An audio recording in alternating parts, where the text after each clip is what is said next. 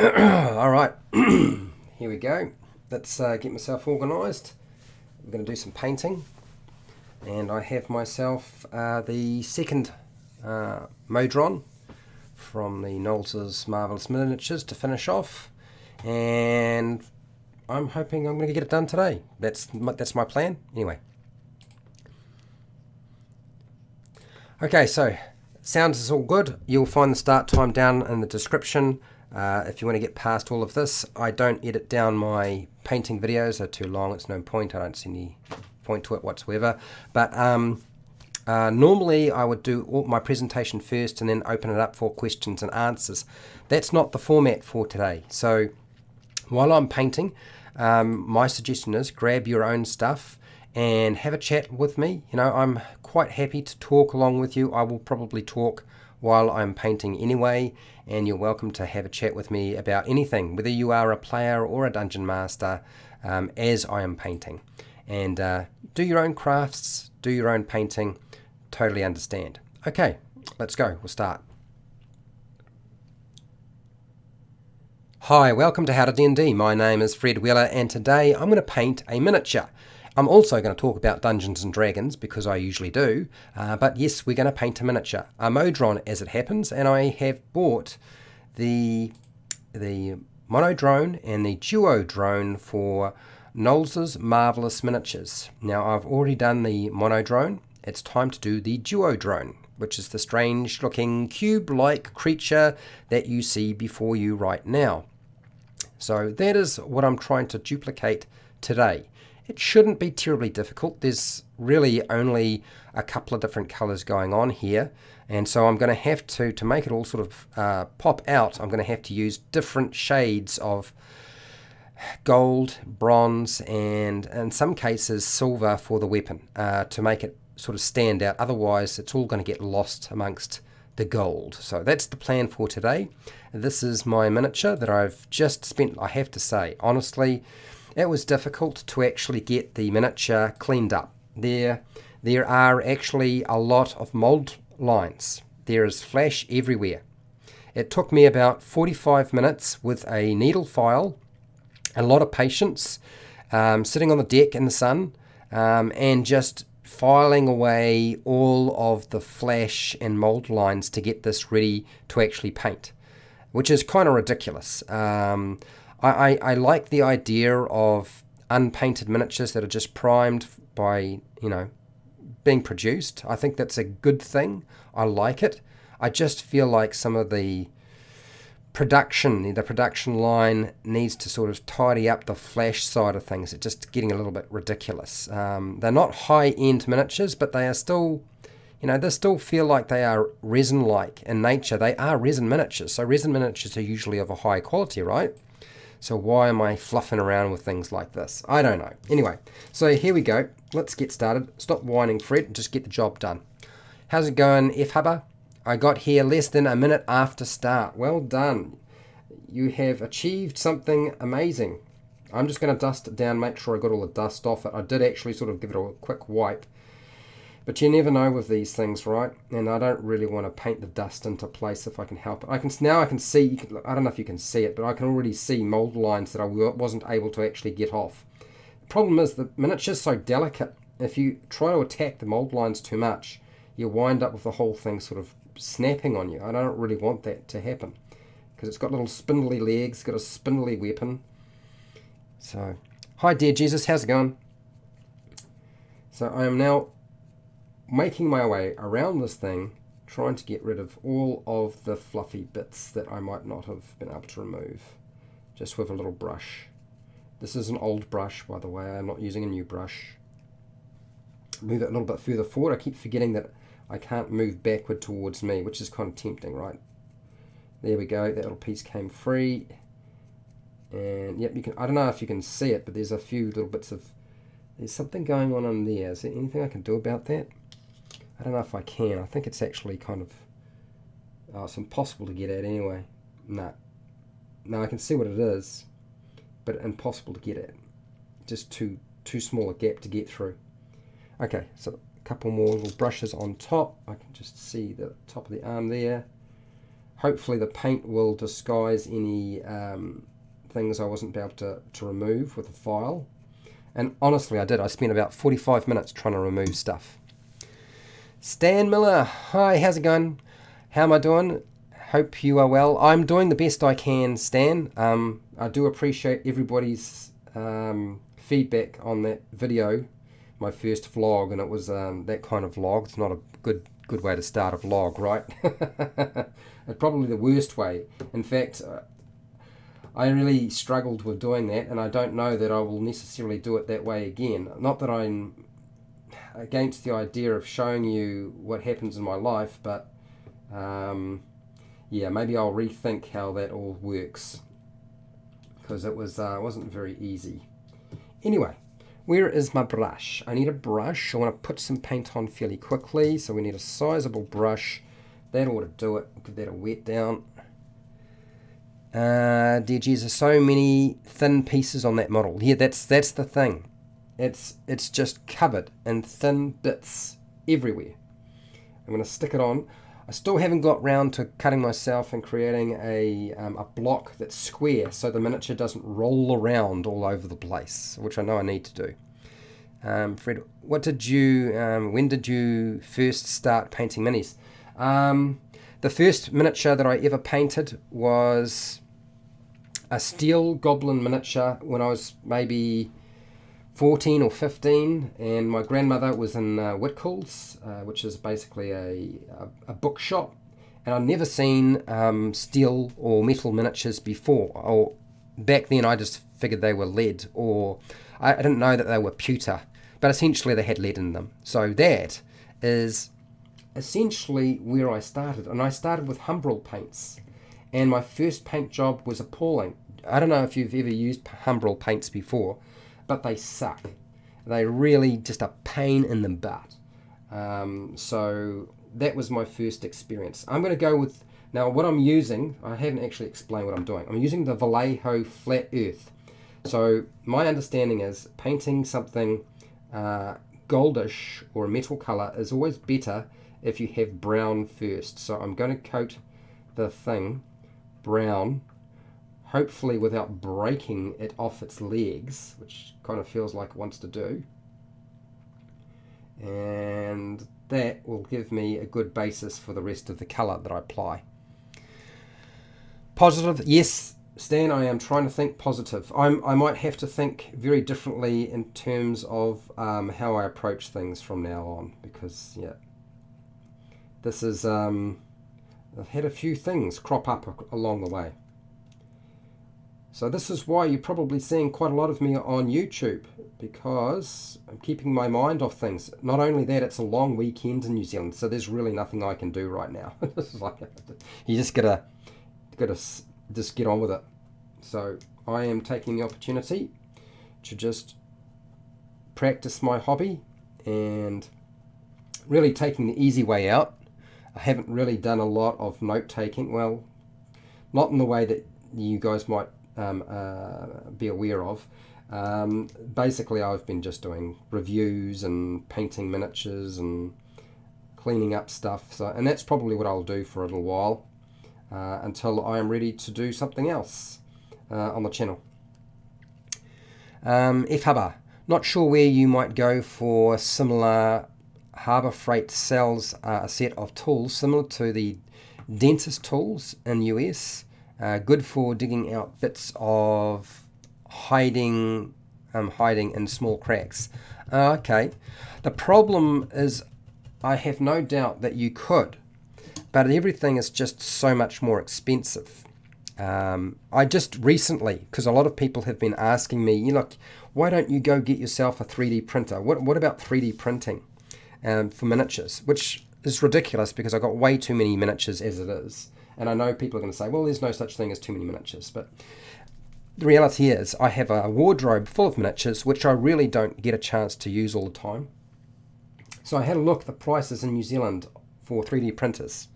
And a sort of bottom of the line printer, I mean the real junk, is about $500 New Zealand.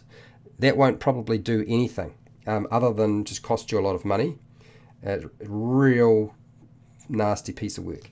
Then the next income bracket up, and it's still not high quality stuff, is about $1,000 New Zealand. That's for the printer. But what was interesting was the plastic filament, the PLA plastic. That is even more expensive than just going and buying Dungeons and Dragons booster boxes, because 300 grams of that plastic is approximately 15 to 48 New Zealand dollars. That's right, seriously, it's very, very expensive. So it's not really a practical option. I know that AJ Pickett on his channel got himself a printer into his country, and he was saying that, you know, it's not going to actually save me. I can do stuff that I can't do before because I can make my own stuff, but it's not going to save me money. It's not a labour saving device if you're in New Zealand, because of the cost of everything. And it's new technology as far as New Zealand is concerned, and therefore really the only people who use them are when they're designing their own manufactured goods and putting them out on the market. Okay, what else I got here? Dear Jesus, Vallejo Paints are my bread and butter. Well, I find myself coming back to them a lot. That's not to say I'm not going to use the Army Painter paints, because I will. There are times for them as well.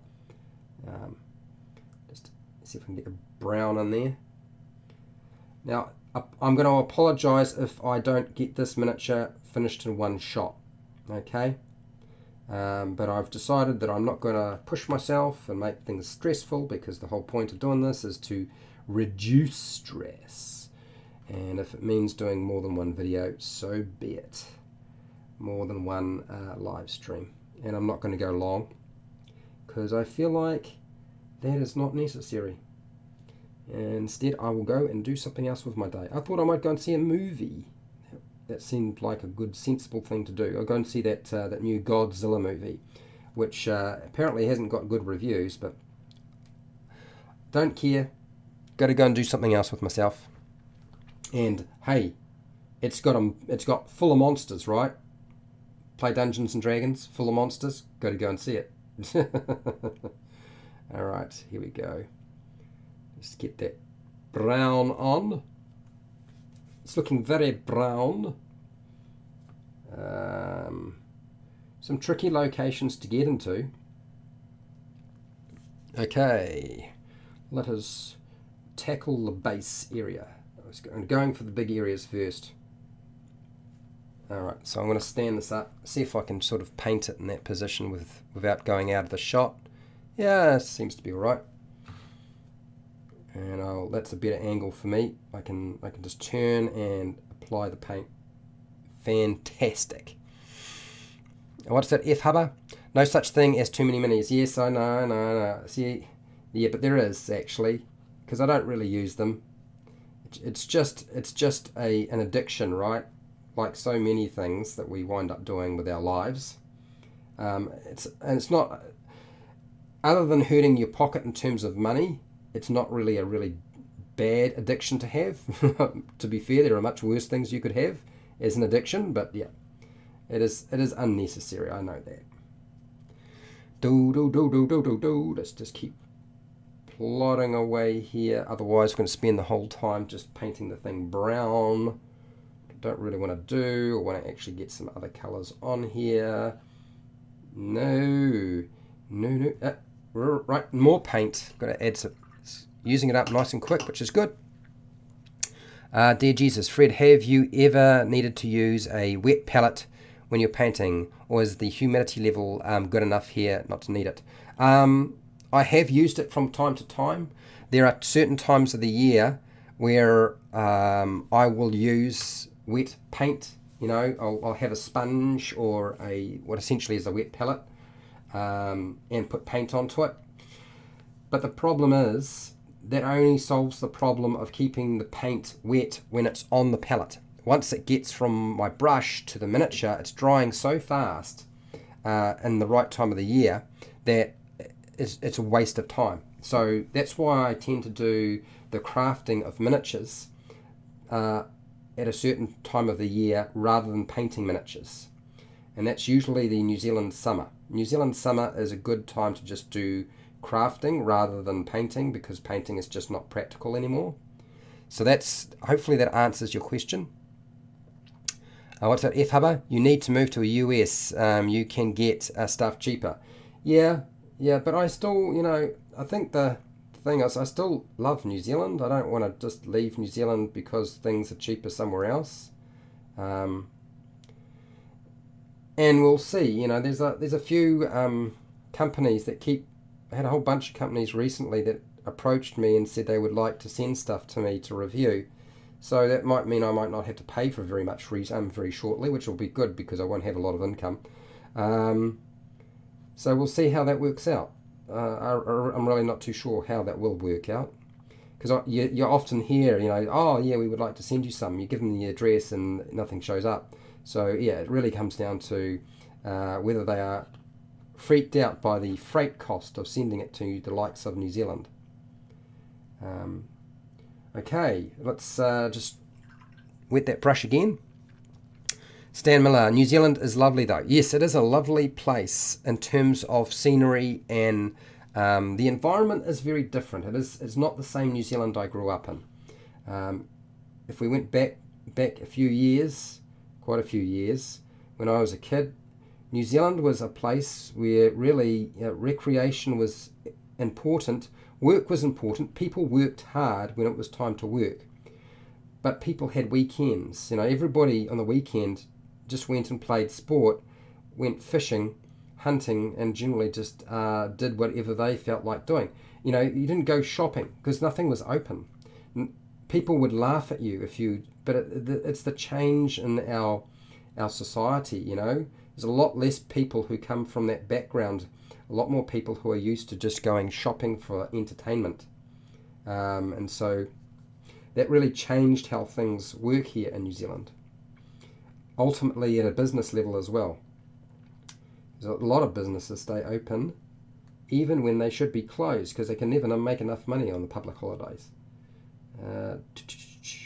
Okay, all right. But yeah, I want to go and see that movie, Godzilla, King of Monsters, or whatever it is, because it's got monsters in it, and big monsters. I always like big monsters, and it will help me jump out of the real world, and that's why we play Dungeons and Dragons in the first place, right?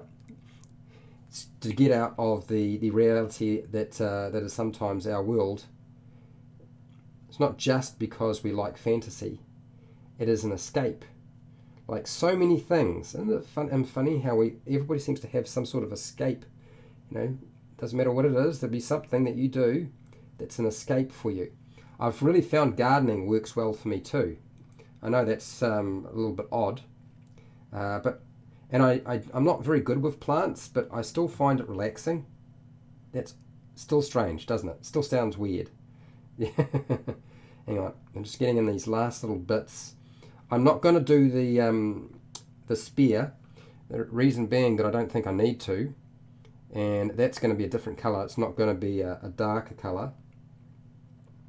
Just make sure I've got all the little spots.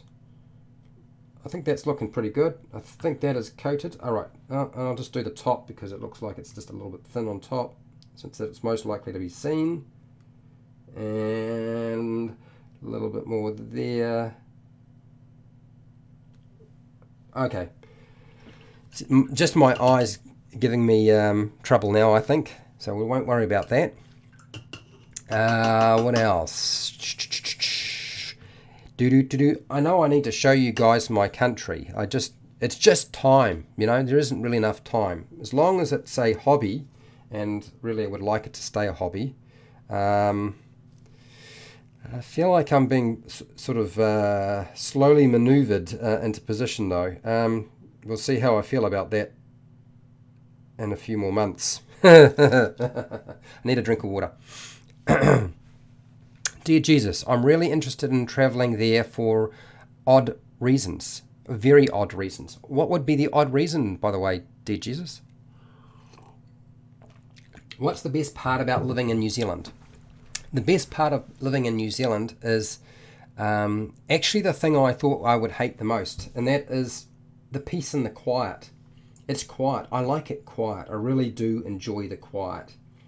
That's the one thing that really stands out for me. Okay, so I'm going to use sea grey. This is Vallejo sea grey. I'm going to do the spear, and then I'm going to attack it with the silver that I have. It's the quiet, the fact that you can go to the beach and it doesn't cost you anything. We still have beaches that are free. You can go tramping and you don't have to pay for that. I like kayaking because that's what I sort of grew up on. Those are the things I really enjoyed the most. I used to really enjoy just going and mucking around. You know, you wander off into the bush, which of course you shouldn't do because that's a stupid thing to do. But that's what we did as kids, is we'd wander off, go exploring. You know, it's like, think about if you didn't have to worry about deadly monsters and creatures and animals or wild animals that were going to eat you, because you don't have wild animals that are really going to hurt you badly in New Zealand. Snakes and spiders are not really a big issue. It's really just birds. So what are you going to worry about a bird? You know, the moa's gone. They ate all them. They're all chomped up many years ago. So you can go exploring in our wilderness and you're really quite safe.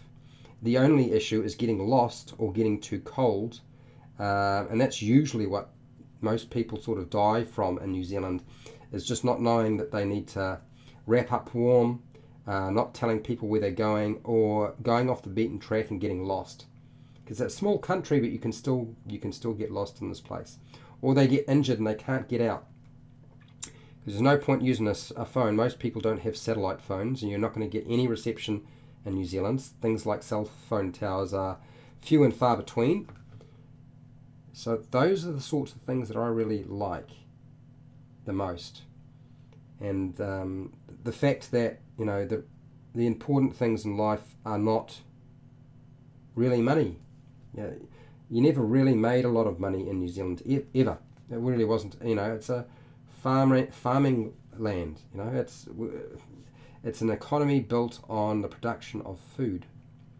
So I kind of, as a kid and growing up, I got to sort of, I guess, have the opportunity to explore and do things that kind of feel a lot like playing Dungeons and Dragons without having to worry about being eaten by anything. If you know what I mean. Okay, so that is the grey. I'm really tempted to put the grey on the base now with a dry brush and just dry brush it on. So I might do that.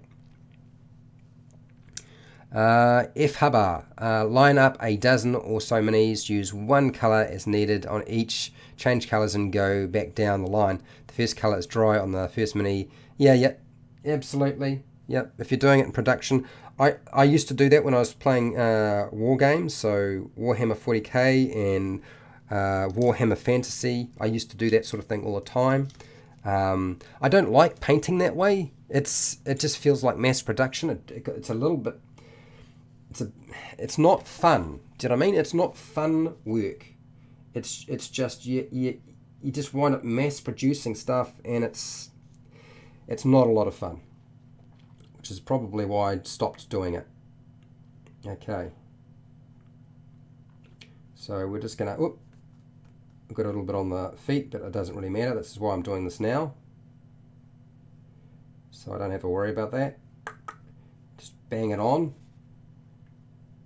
And fluffy, fluff. Where's some more paint? And there we go. And we'll just whip around the side. Blue, blump, ta-da. What do we got here? Does it look all right? Reasonable coverage. Yep, that'll do. All right, clean that brush. Okay, what else have we got here? Oops. Slice of Scott. Hi, how's it going, Slice of Scott? My players were thrilled to go digging about the garden and salt marsh. Wish I knew stuff about the plants and mushrooms. You know, why don't you just look up stuff on real plants and mushrooms? I know that Nerdarchy did a really impressive video. One of the best videos I've seen them do in a long time. Because of the way that their content is structured now. And Literally what they did is they showed us some of the most deadly plants and what they did, and sort of talked about how you could incorporate their ideas into your game. And I think that's actually probably a smart way of going about it. So just do a Google search for maybe aquatic plants or mushrooms, or deadly plants and mushrooms if you want to make it a little bit more dangerous. You want the fatale effect going on. How's it going, Joe? Dear Jesus, I'm actually a handyman framer, and in all the NZ VT YT videos that use a finish hammer, smooth face on everything, and I need to see how they are driving nails without slipping off the heads. Well, there's the shock. Well, now we're talking about hardware, which is okay. Yep, sure. There's a special type of hammer that reduces shock. Okay, so we're going to use the Dungeons and Dragons Marvelous Miniatures Pigments Monster Paint Set ki-rin Gold. This is basically just army painter paint. So I can give it a good hard shake. But there is a hammer that you can get that reduces shock.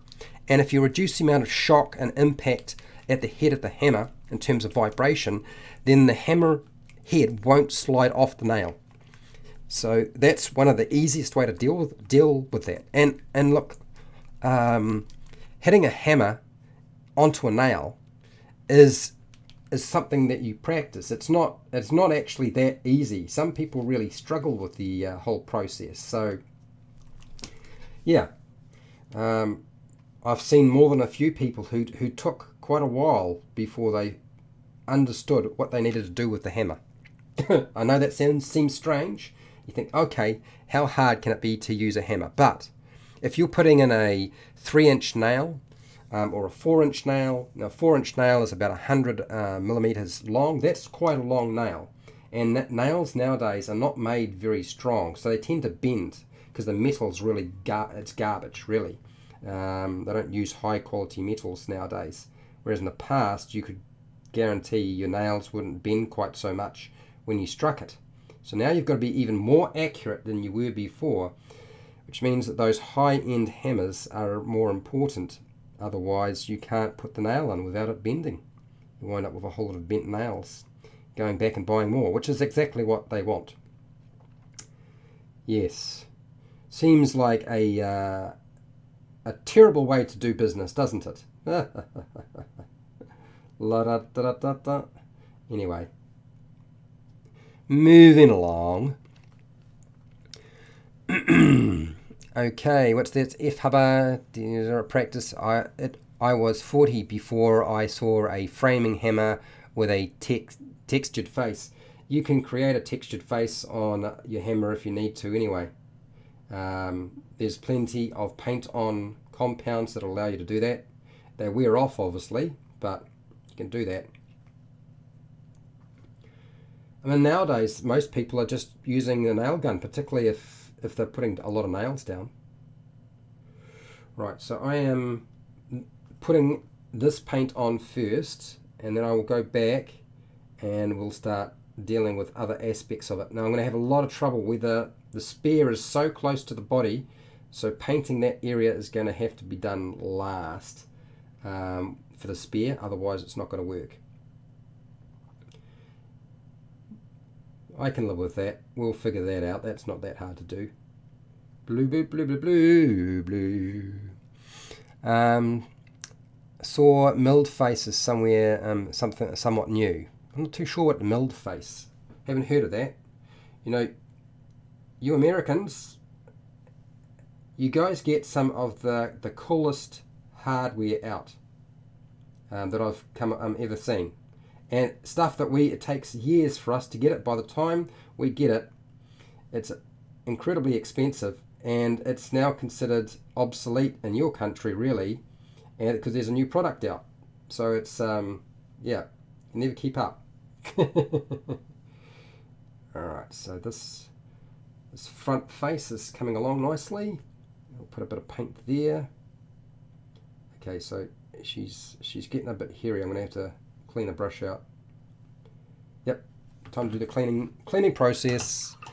Let's do that. Not saying the milled face is new, just that they never saw one. Yeah. I think the problem is that, you know, I always liked the Stanley Hercules, but the Stanley Hercules is not a solid core shaft anymore. It's hollow, which I find ridiculous. Why do I don't want a hollow core hammer. That's stupid. It's smashing stuff around. I want something solid. So yes, if you find an old hammer, do not throw it away and do not sell it. Keep it. All right. What's that? Makes since my father's old hammers were all smooth. Ah, okay. Still probably a better hammer though. Getting in between here is going to be fun. I'm doing it though. It's getting in there. Just keep applying the paint.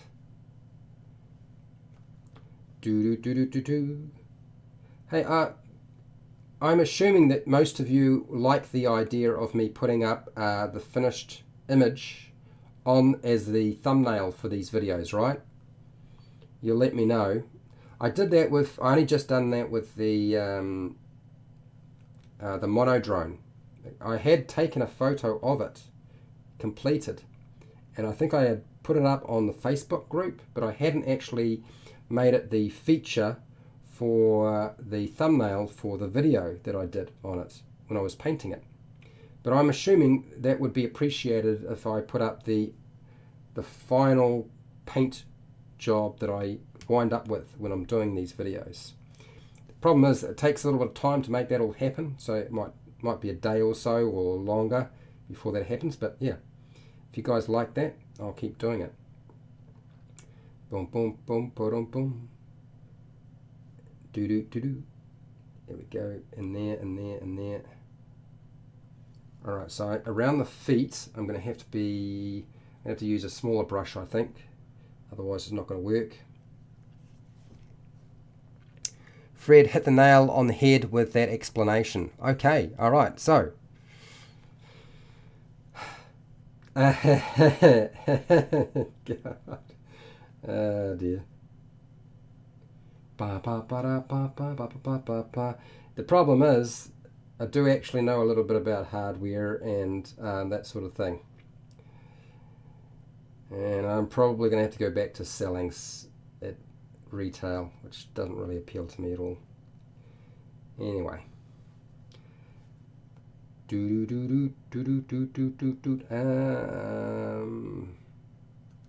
I was thinking back to, did anybody ever watch Godzilla versus Mothra?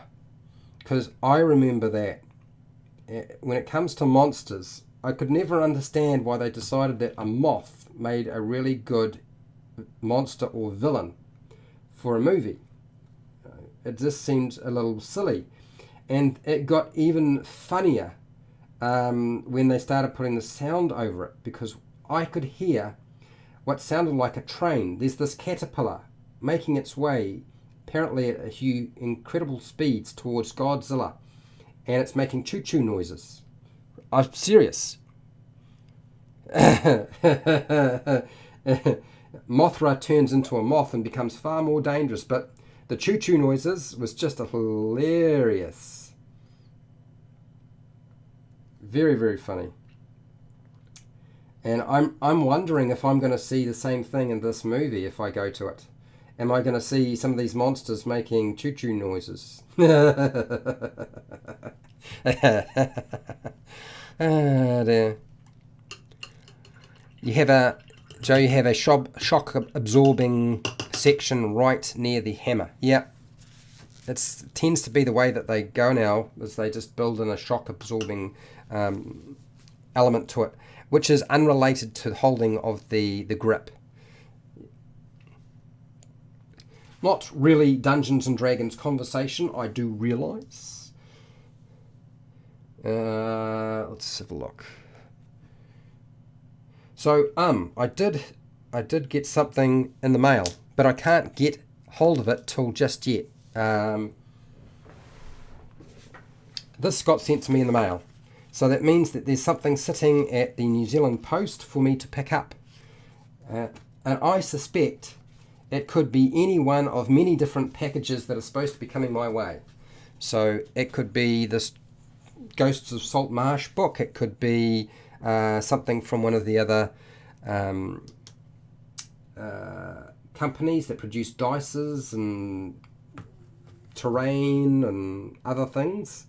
Or it could be more cards. Monster cards, maybe? I'm not sure. I have no idea. But I know there's a lot of packages coming my way. Well, that's what I've been told, anyway. You never know until it actually happens. Oh, this is. I like this gold. It actually goes on pretty well, which is why I'm using it. And it's not the Vallejo gold. I tried using the Vallejo gold, and it just separated too much. Even when I gave it a really good hard shake. Maybe I'm doing something wrong with it. Who knows? I do still have that particular gold, but this one is actually quite nice. And it tends to cover pretty well as well. Which is what you want. Correct? Yes. Yes, it is. Okay. Alright, so that has got that sorted. Mostly. Dear Jesus, the Army Painter Metallic is actually going on very nicely. I might have to try out that line of paint. This is actually, yeah, it is an Army Painter paint. Yeah, even though it's branded as Dungeons and Dragons, Nolzur's Marvelous Pigments, it's actually going on very, very well. I'm going to use some more of it as it happens. Yes, that's right. Godzilla versus Mothra. Tokyo is going to lose. That's the only one who loses. Everything else. Joe, yeah, dear Jesus. I have the limited edition Army Painter set, and out of the 100+ paints, there are only a few colours that don't go on very easy, but some are excellent. Okay, that sold me. I'm going to get a set of them, try them out. Fair enough. Okay, so let's get this paint on its feet. Little feet, it's got little feet. For those of you who are wondering, am I going to use a wash? Yes, I'll use a wash, but I'm not going to wash the miniature here. It would be just ridiculous. Besides, I need a basin and some soap and water. I'm only kidding. I mean with like a paint wash. Okay. I was playing Dungeons and Dragons last night, and I fell asleep, and and I know that sounds terrible, but I was really tired, and I was kind of exhausted, and I didn't know why, but I imagine it's because of all the other things that are going on right now. And I had a discussion with people at the table about what are some of the worst, absolute worst things that players can do in terms of taboos. Certainly it was definitely an attempt to poke fun at a video that has been made by a particular channel, and I thought I would make my own.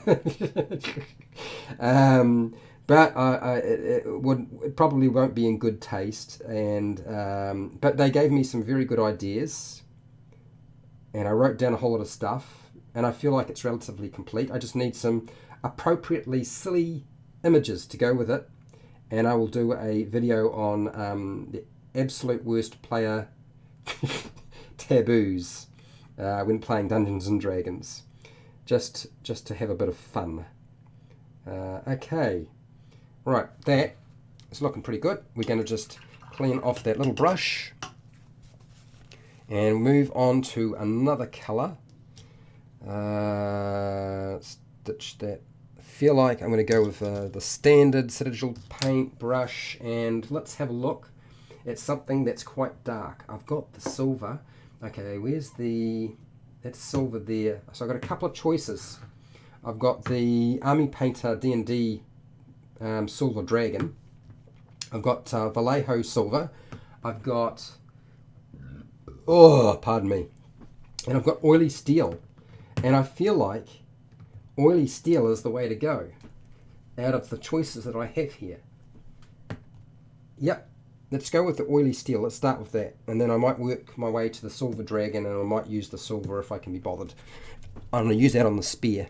Ugh, yes, that's right. Godzilla meets Bambi. Oh, man. I love that movie. 5 minutes long. Utterly hilarious. Oh, actually, while I've still got that gold there, I might actually just bang it onto the top here because it's really thin. Really, really thin. Let's just use it up while I can. The paint is sort of dried. This is the benefit of painting miniatures in winter in New Zealand, is that the paint will actually dry at a reasonable speed rather than too fast. If it was really wet, it probably would dry too slow, but she's working out all right so far. Yes, Godzilla versus Bambi. It is something you have to do as a dungeon master in a game, right? Is you've got to have, they face the terrible Tarrasque, and they see this darling little deer jumping through the meadows or passing by, and the Tarrasque just stands on it, or just eats it, which would be certainly much more realistic, right? Yeah, and of course, when we're playing Dungeons and Dragons, we want to go for realism. Okay. Bad taste. Not a good joke. Oh dear. It cracks me up when I hear people talk about realism in Dungeons and Dragons. It really does. Okay, that has got rid of all that paint, and it's time to get onto the silver, like I said I was going to do. It's actually really thin already, so it's going on very thin as it happens. If I go on any thinner, it'll just literally just fall off. Oily Steel is thick, yes, that's right, it is. And I will need to thin that one down. I have been checking the consistency of things as I go, so as long as I do that, I should be alright. What is this? Let's use that little side there. There. Oily Steel is very thick, yeah. Like, thick enough to cause some problems. It's just, yeah. Thin. And too thin, and then we're in trouble. And that is too thin. Alright, so I'm not going to worry about it. I'm just going to put the too thin paint on, and then come back. Because second coat of paint should sort the problem out, right? Should be doing a second coat of paint anyway. Bladadum, yodododo, like so, and then down this way. Yeah, oop, missed it. Try it again.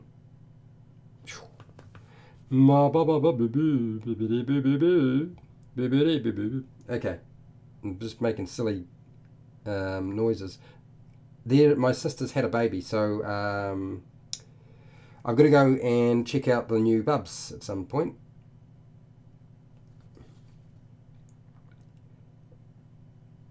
So I'm practicing my my baby noises. No, I'm not really doing that. Just being an idiot. Right, so that has got that mostly done. So now I'm going to grab the smaller brush. Okay, that's on me. I'll have to. Yeah, Vallejo metallics are thick. There are some that are very thin, though. I've discovered that Vallejo silver is extremely thin, or certainly mine is, and it doesn't cover well. which is why I tend to not use it very much.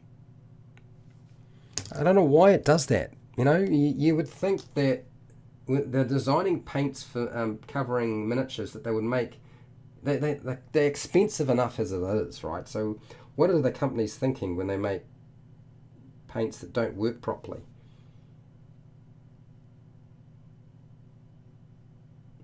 Okay. Suppose I should be thankful it's not Humbrol. Okay, so this is going to be really tricky for my little eyes. I'm having trouble already. I need to be able to hold this still and get it in.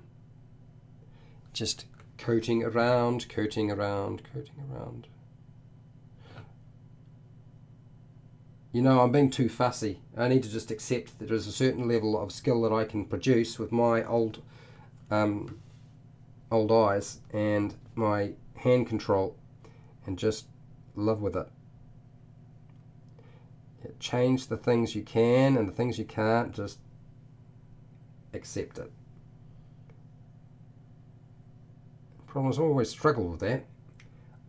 I'm a fighter. I like to go down fighting. It's a really bad trait.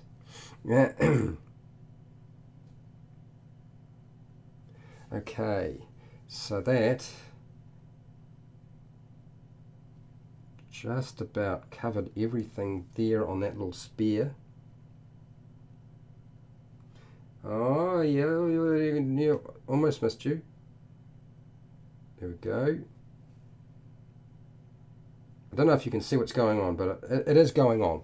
Okay, so let's clean out that brush.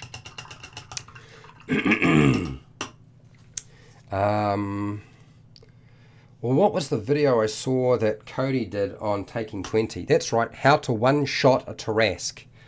Oh, the combination that ultimately can one-shot a Tarrasque. And he's made some really good videos, but I just felt like it was pretty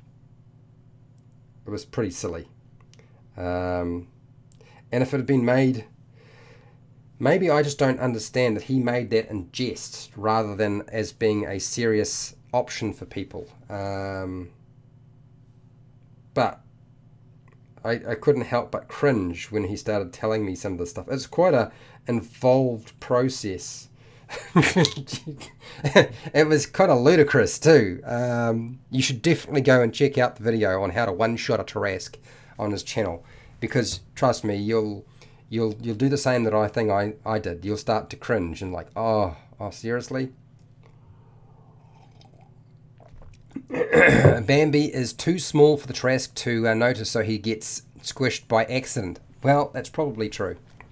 What's that? Slice of Scott. The healer in my party has decided that since nobody says thank you after he's healed him, that he's given up healing altogether. Do you know what I mean? Actually, Slice of Scott. That's actually awesome. I have a friend who did exactly something very, very similar. He got sick and tired of people. He would say, look, if you decide that you will worship my deity, I will heal you. If you don't, then no. And then he changed his tune with that, and he said, if you thank me for healing you, I will heal you. And nobody would agree to hear him say thank you. So he just never healed anybody in the party. And those are times where you just have to laugh, because that was really funny. He made a really good point, and nobody got it.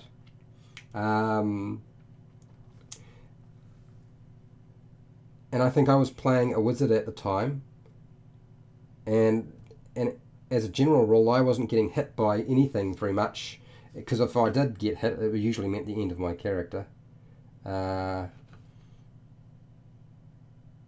So yes, it was very, very funny.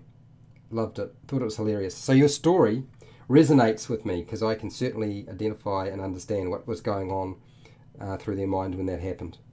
It is awesome.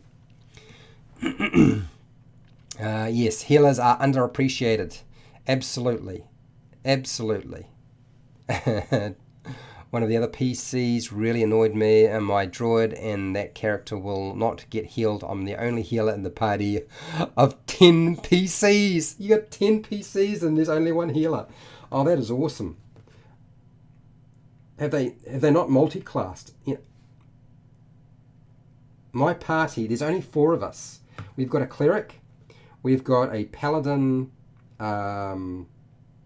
sorcerer, which I'm playing, we've got a bard paladin, and we've got a ranger. So between all of us at level 10, and there's only 4 of us, we don't need to rely on the cleric to do all the healing. A lot of us can cover that base when needed quite easily. So your story is amusing. 10 characters, and none of them, I suppose none of them have multi-classed either, to pick up some spells so they can use healing. Nobody has ever seen a baby Trask because the legend says there is only one. That's right, there is no baby Trask. But would it be funny if there was? I think there would be. Very, very funny. Because let's get real, one of the players is going to want to have it as a pet. And when it grows up, it's going to eat them. I suppose you could go with, oh, it imprinted on me when it first saw me as a baby. Yeah, whatever. Do do do do do do do. Okay, what do we got here? Just moving through here and just mark out. I know I'm spending way too much time on a spear, but you know me. I am a finicky individual, and it's very hard for me to let go of things sometimes. Okay, so that is a bit thicker than I wanted. I had watered it down, but it's thickening up again. Alright, let's just cover here. My.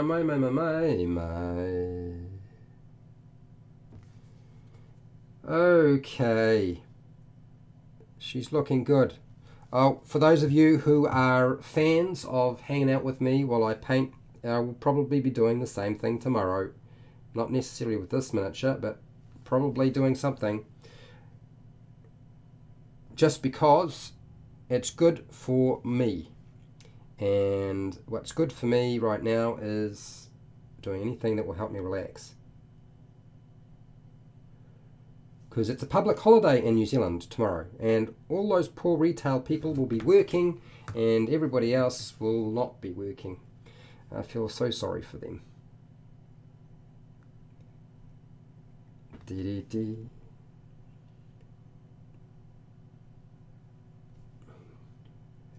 Do. Let's just tag on a little bit there. I think that's probably enough.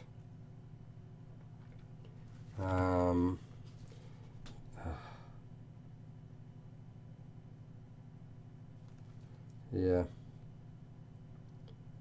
Probably attacking this area too soon when I should be doing other things. Like dealing with the face. Alright, leave it alone. Dry. How's it going, James? How you doing? Okay. Oh, there's some information here. What do you got here, Hubba? What's this?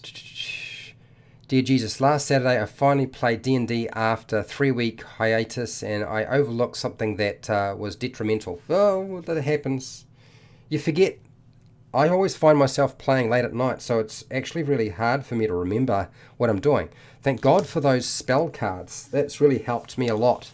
I didn't really take much notice of them initially, but they have been a godsend. They really have made a big difference to me being able to keep my head together with all of that. Okay, I'm going to use the Vallejo brass. And I'm going to sort of go over areas of this miniature which I think need to have that sort of colour there. Because I feel like it's a slightly different tinge and it'll help break up the rest of it. we go. And we'll come back to you in a second. What's that? F-Hubba, the one shotting at Trask is a fail. He ignored the mechanics of polymorph. 0 hit points or dies, reverts to original form. He is applying a spell that causes death to the polymorph form. Yep, I get it. The Trask gets back up and is mad. Yep. And then eats you. Oh dear. So this is the Vallejo gold. No, Vallejo brass.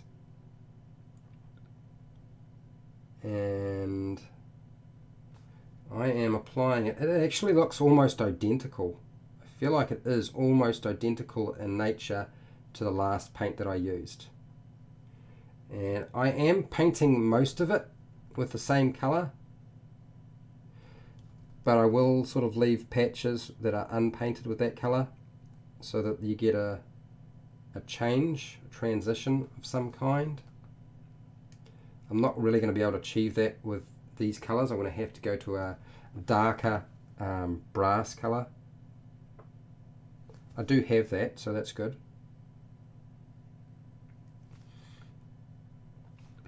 And down the side there, blah blah blah blah. Oh, what's this? That's that. Let's go there. Let's go in here. Yeah, this stuff goes on pretty well. I thought I had, well, maybe it's because there's already paint on there. I thought I had already tried it before. So I normally try to go with the Vallejo before I go for the Army Painter paints. So maybe maybe it's the build-up of paint that's already there that's helping.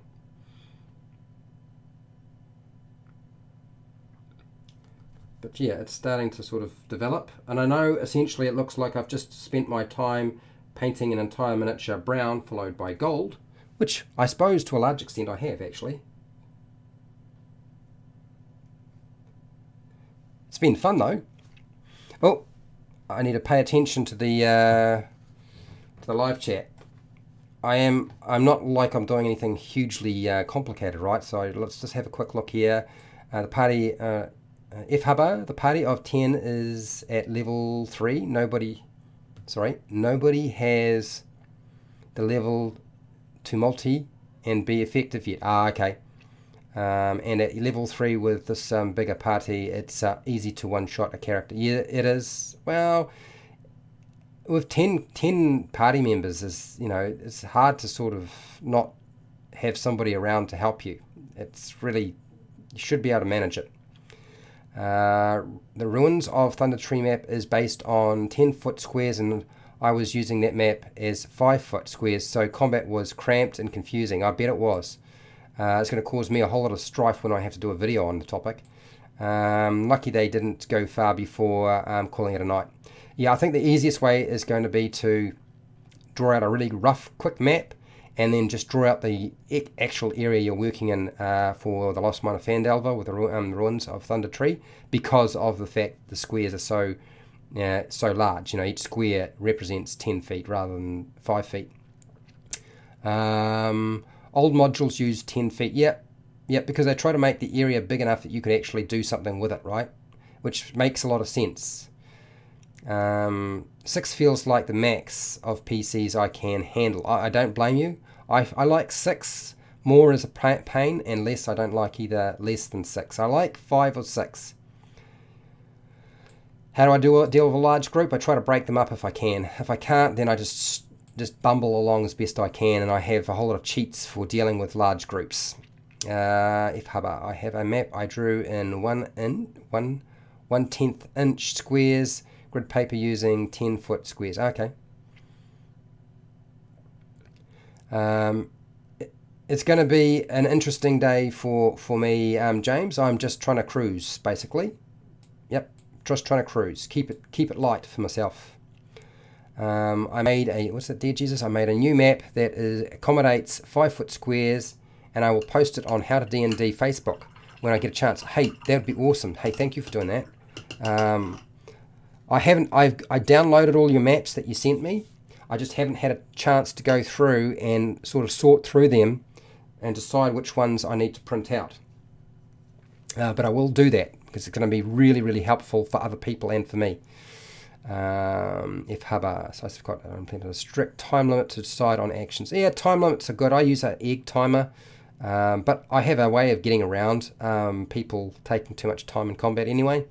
It works pretty well, and I've done a video on the topic. Any advice on getting more people to DM? So many players, not enough DMs in the area. Slice of Scott, yes, my advice to you is tell them that you won't DM. If they don't start doing it, then you don't do it. I think that is the only way to deal with it. I've had to deal with this problem before, and it just comes down to you have to go up to people and say, look, you know the rules, you've got a good grasp of what's going on. How about you have a go at being a dungeon master for the night, for one game, and see how it works out for you. A lot of people are reluctant to do that. It frustrates me when people give advice to new dungeon masters or even dungeon masters and say that what they're doing is no good, because there's so few people doing it. We can't afford to lose them. The only ones we can afford to lose are the ones that drive people away from the hobby. And to be fair, there really aren't that many people like that. Most dungeon masters are actually pretty good at trying to manage some of the ridiculous things that come out of people's mouths.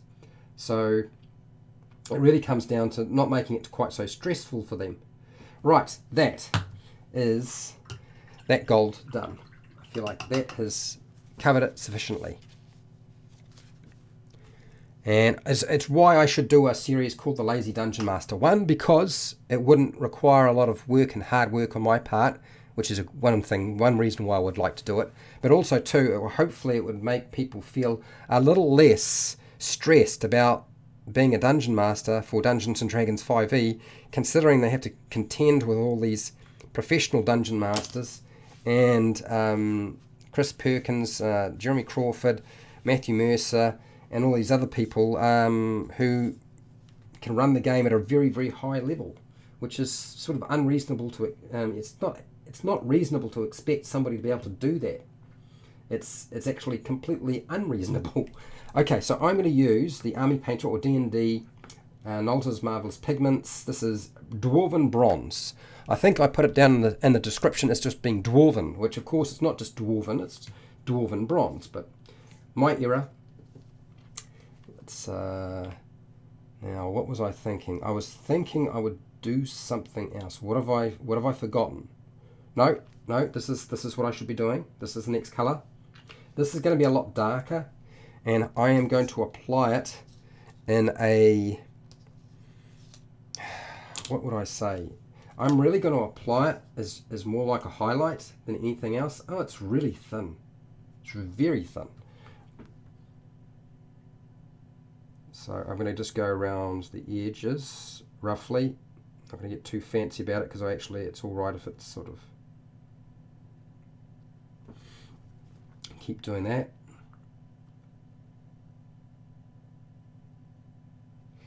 And that ought to work quite nicely to make it all sort of stand out.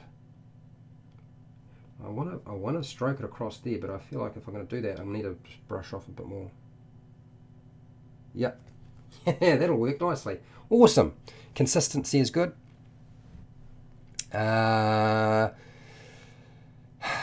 If Hubba, can you spare the map you made? I'm very interested.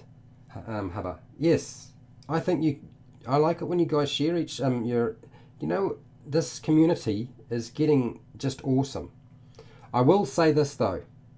I am unsure about doing more of the vloggy things. We'll see how I feel about it. I'll do a couple more and we'll see how I feel about it. But yeah, I feel like it's much more suitable, and I know a lot of people watched it, which is great. But I feel like it's much more suitable for those who are much closer to me than just the general audience for HowtoDandD. I don't think that that's really the best place for it.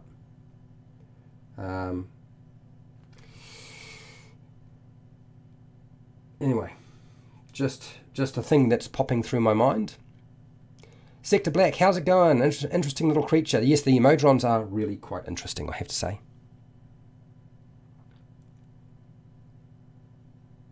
Not hugely complicated to paint, so that's nice too. And right now, I can kind of get away with putting the paint just about anywhere I like. It won't matter. There we go. And we'll put more on the joint area. And a little bit down there, back in the back of the leg. Break up the gold look. There we go. We've got to try and get in here now. This is why I should not have put that oily steel on in there, or because it's just going to be just so difficult to get at. Okay, so where is the towel? DMs get free pizza and drink. Laugh out loud. Yeah. Yep, that's absolutely right. Actually, in the game stores, and I convinced the game stores in my area who were running public games to start giving the Dungeon Masters discounts, and in some cases, which is what I wanted them to do, is they would take part of the money that they would collect from the players, so players would have to pay. And I know people hate that idea, but seriously, it is a lot of work for a Dungeon Master. And if you're running a game in a public arena, it is very, very tough. And some of the people who come to your table are complete eggs. And having to put up with that, you should be getting paid. Seriously. Not so much something I would say for a home group, but I feel like if you're doing it in a game store, they're benefiting in some way, from sales and so forth that take place. They always do. And so they would charge about $5 or something like that. It doesn't have to be much. And part of that money would go to the Dungeon Master so that they could then use it for whatever they wanted. And usually it would just get accrue and they use it as store credit. And I thought that was a very, very smart idea. And it did not hurt their store in the slightest. If anything, it probably helped them retain Dungeon Masters and develop their community. So, okay, so hang on, let's just see if I can brush along there. I feel like that's probably enough, because there is a slight distinction in the face, and I think that's where I want to be. Okay, so let's leave that alone, even though there's a whole bunch of that paint still there. Would have to scan and post it. Castle done it. Yep. I ran a campaign for 12 years with 9 players. My gosh, that is a lot. 3.5 years with 9 players. Yeah, that's rough. That's a lot of people. Got to have good strategies and good ways of managing things for that to work. I'm sure you do. Okay, so let us move on. It is starting to get late and I want to get the eyes done. I'm just trying to think how I'm going to do this, because if I have a look at my image, white and then dots, and there's just no way that that's going to happen easily. Not a chance. So I've got to go with a different approach. I think what I'm going to do is I'm going to go with white really quickly. Bang on the white. Go with a different color that's a little bit darker. And this is Vallejo white that I'm using right now.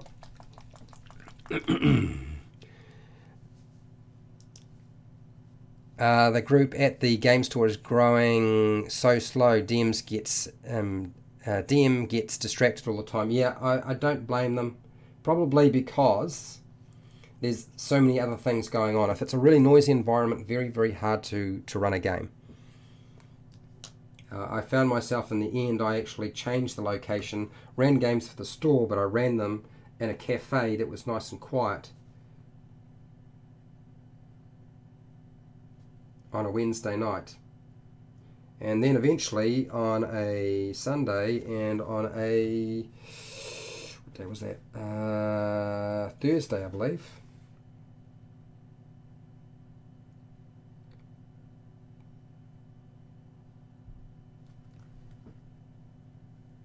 Okay, so that mouth looks crap. It really does. But I'll fix it. That's what paint's for, right?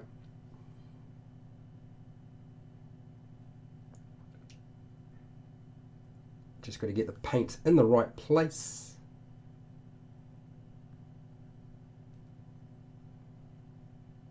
Like so. It's not very easy.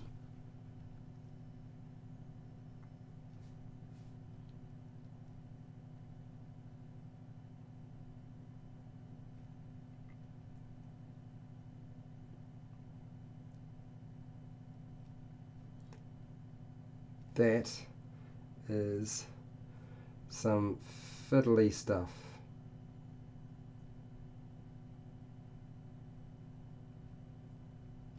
Okay, all right. So that's the beginning to it. So we're going to get a face on this thing pretty shortly. Move to where I live. I have the opposite problem. I'm a DM and it's very hard to find players. Oh, Sector Black, you're in a odd situation. I always found that most of the time there's just too many dungeon masters and not enough players, but I guess everybody has a slightly different sort of issue in their region, right? Okay, so I'm going to use the dwarven colour and see if I can fix the mouth.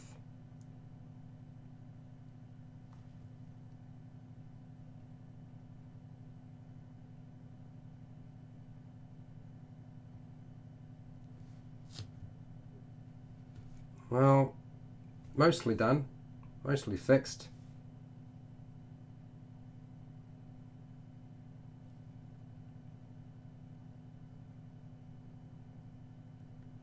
Okay, all right, and then we'll do around the eye.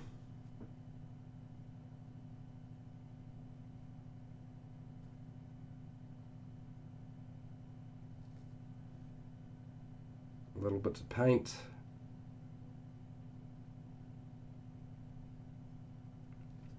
It's worked out all right. Okay, so now what's next on the plan? Okay, so I think what I'll do is I'll deal with the spear, come back to the face, try to finish off the face, and that should be pretty much most of what I need to do. Drink of water time, and we're almost ready to sort of pack in the towel, which is kind of nice. All right, so where is this stuff? What was I using? Oh, now I've got to find it. I'm going to use this silver dragon stuff. Let's use the silver dragon. Silver dragon.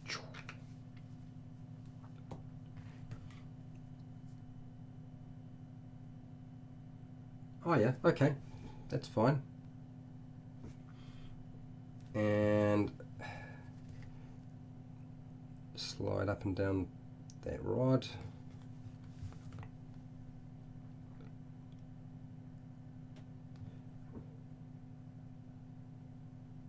Be careful where I put the paint, that's all, so I don't have to repaint anything.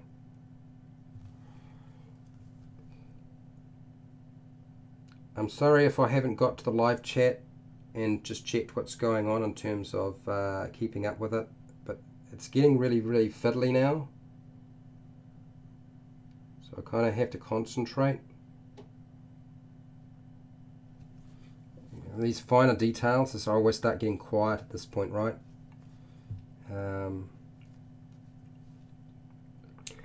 I watched the movie Return of Mary Poppins with Emily Blunt, and I have to say, I still prefer the original. Dance numbers were pathetic, and the songs were uninspired, and yeah, just my feelings on that particular. Not that Emily, I don't have an issue with Emily Blunt as an actress, I don't. I just didn't feel like it had what it needed to have. Just wasn't the same.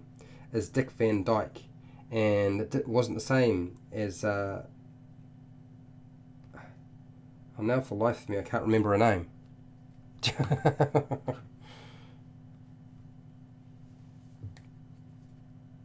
Okay, so that looks alright. I'm going to use a little bit of this at the tip.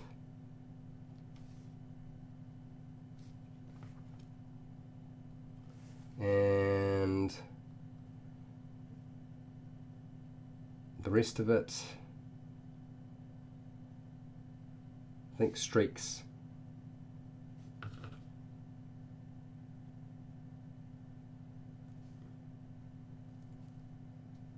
Let's do that again.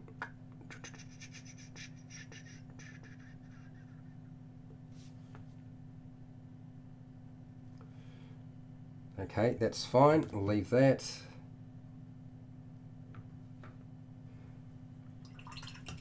Clean that out. What's next?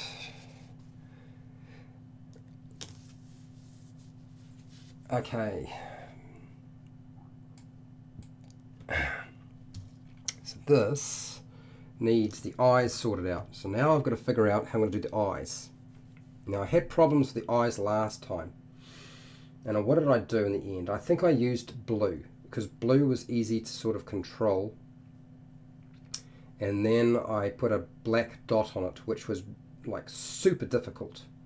So what's the solution for dealing with this? Same solution maybe? What do we got? Yep. Apparently all Modrons have blue eyes. Well, mine do apparently. Hang on. I didn't bring that paint. Where's that paint? Ow! There's trouble. I gotta move some stuff around.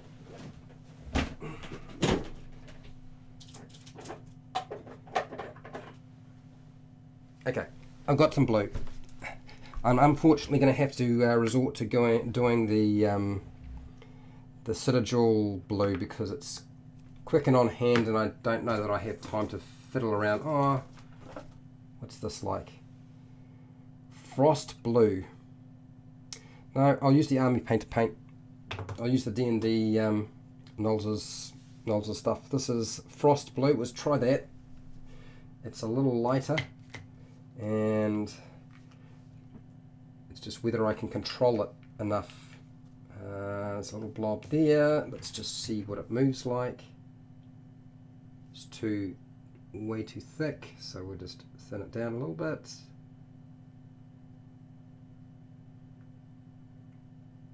Okay, here we go. Fine motor control, Fred, fine motor control.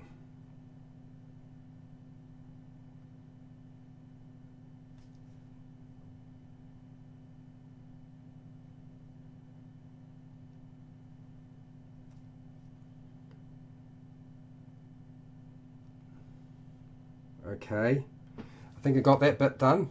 That was amazing. Amazing, he did it. It did not turn into a great huge blotty bit. Well, kind of. No, that's alright. It's alright. It looks alright. Okay, now black. Do I want to go black as well? Oh, that's really asking for trouble. I know I did it with the last one, but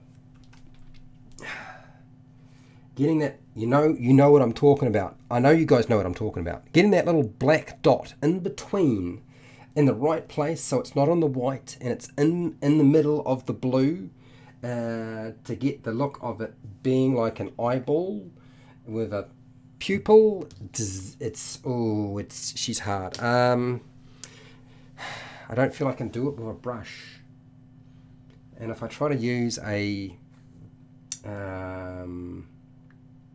toothpick, I feel like it might be too thick. Hang on. Okay, so I do have some toothpicks, but is it going to give me a sharp enough tip?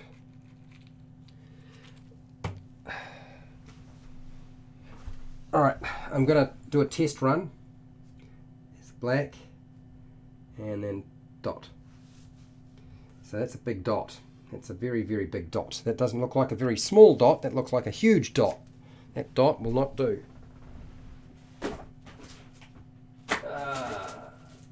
Alright, so this is, now I'm sharpening a toothpick. It's ridiculous, I realise. I'm going to sharpen it up until I get a nice sharp pointy bit. Yeah, it's pretty small there now. Let's give another shot and see if this works. Okay, suck it up, baby. Go with it.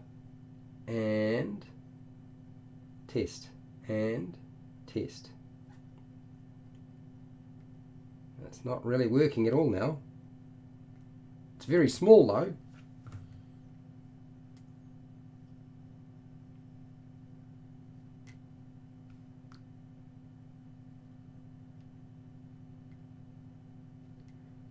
Well, here we go.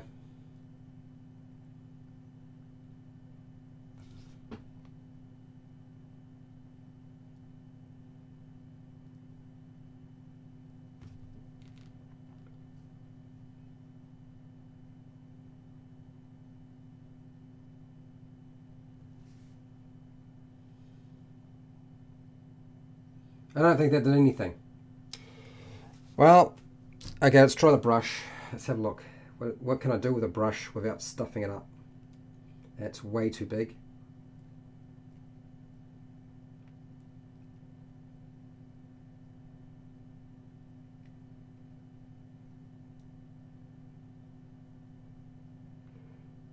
Okay.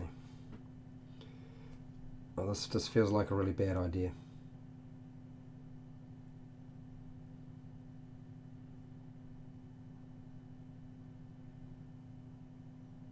Yep, it's a bad idea.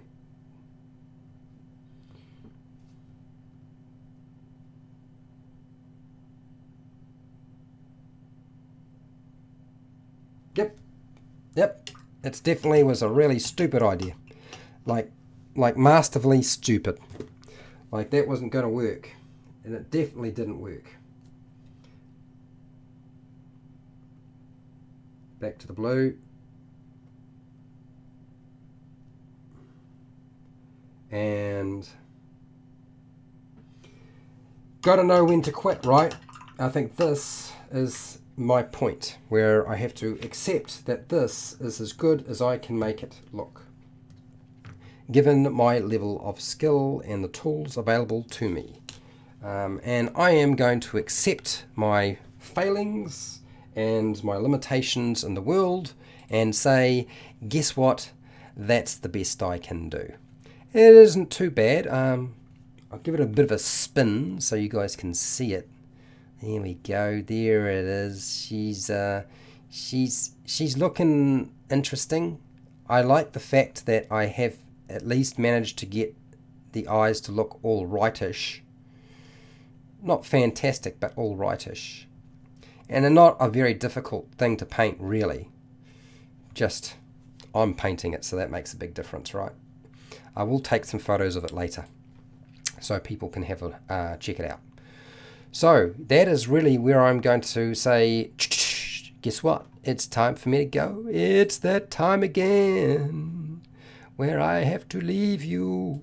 So yes, if you had a good time here, thank you very much for hanging out with me. I will probably check through the chat in a second. But I'm going to sort of say my normal thing because it makes it easier for me, so I don't have to worry about other things. But yeah, if you like this sort of thing, I do this usually every week. I've just been doing a lot more recently, that's all. You're bound to find more painting videos that I've done. I do videos for dungeon masters and players. I also spend rather a lot of time making Dungeons and Dragons videos, so you're welcome to go and check them out. Have hundreds of them. Hundreds, like a lot. I share, like, and subscribe if you like this sort of thing. Hit the bell button to be notified if I'm live or when I am live and when I edit and publish new videos, which happens occasionally. Look, I don't plan to do Patreon, but supporting the channel by watching videos like this helps a lot too. I have affiliate links down in the description. All the paints that I used for today and materials should be down in the description as well, so you shouldn't have any trouble finding any of that sort of stuff. And hey, thank you for hanging out with me, and until next time, keep rolling those 20s. Right, I'm not gone, but I am going to just wade my way through the chat because I feel like I need to, because I got stuck doing other things.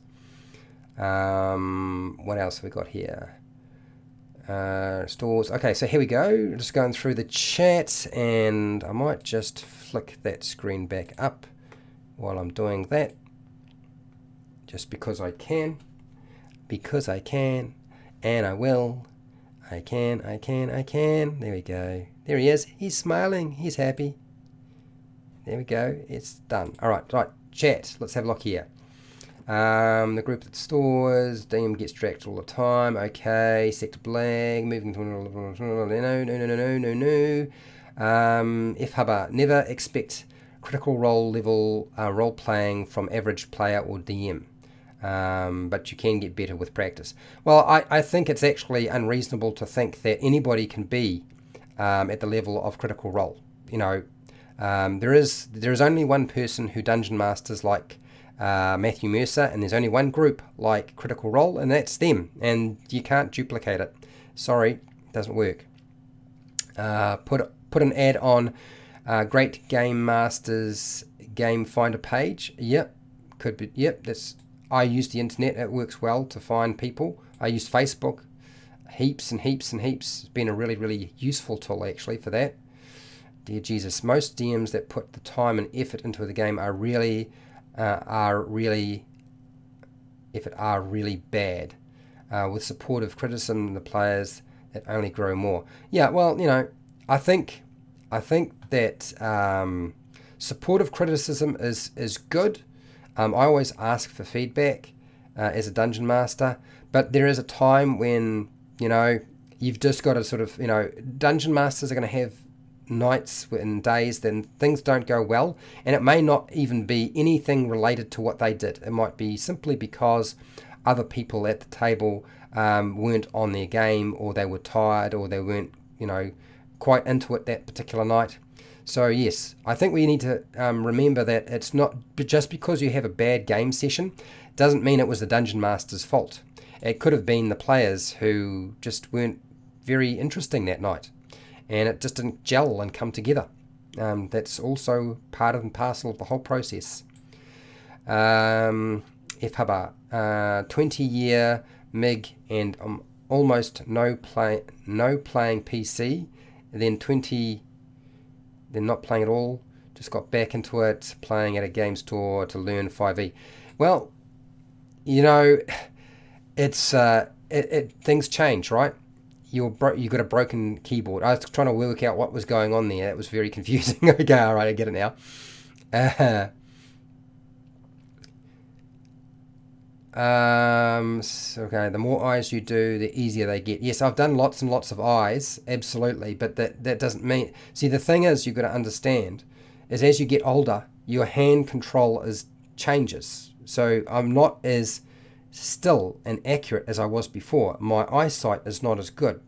And you can use magnifying glasses all you like, but see, my glasses are magnifying, and problem is it changes the way the world looks. So that's part and parcel of the problem.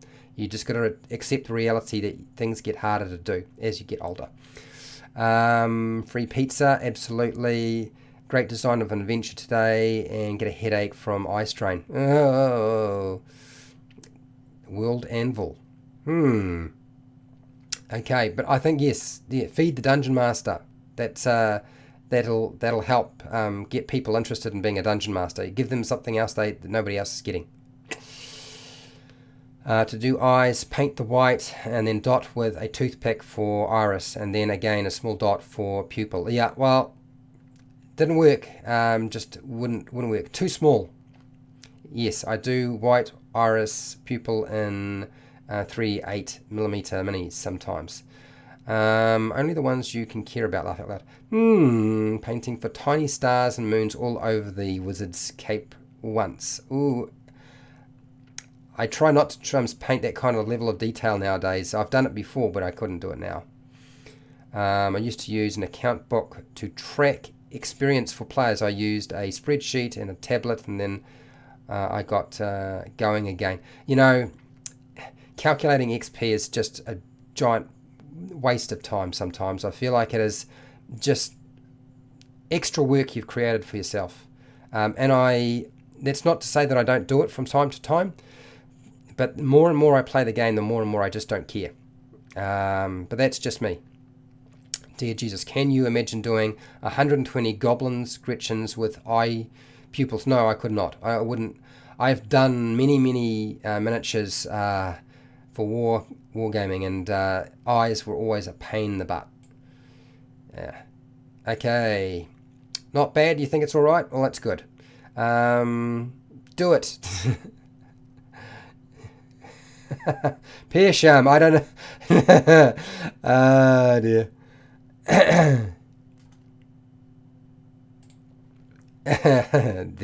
Alright, I'm going to just work my way through here. It looks like we've pretty much covered everything. I stopped using brushes for eyes a long time ago. Yeah, well, toothpick isn't working for me, unfortunately, right now, so it's not going to work. A micro pen has worked for me. Okay, a micro pen. Oh, okay, I see. Yeah, I just don't care enough, unfortunately. Right now, I think it is good enough, and I will let it be. And if I feel inclined to do a black dot in there later on, maybe, but right now, not going to happen. Okay, all right, so have a good day, night, afternoon, evening. Look after yourself. Don't do anything stupid.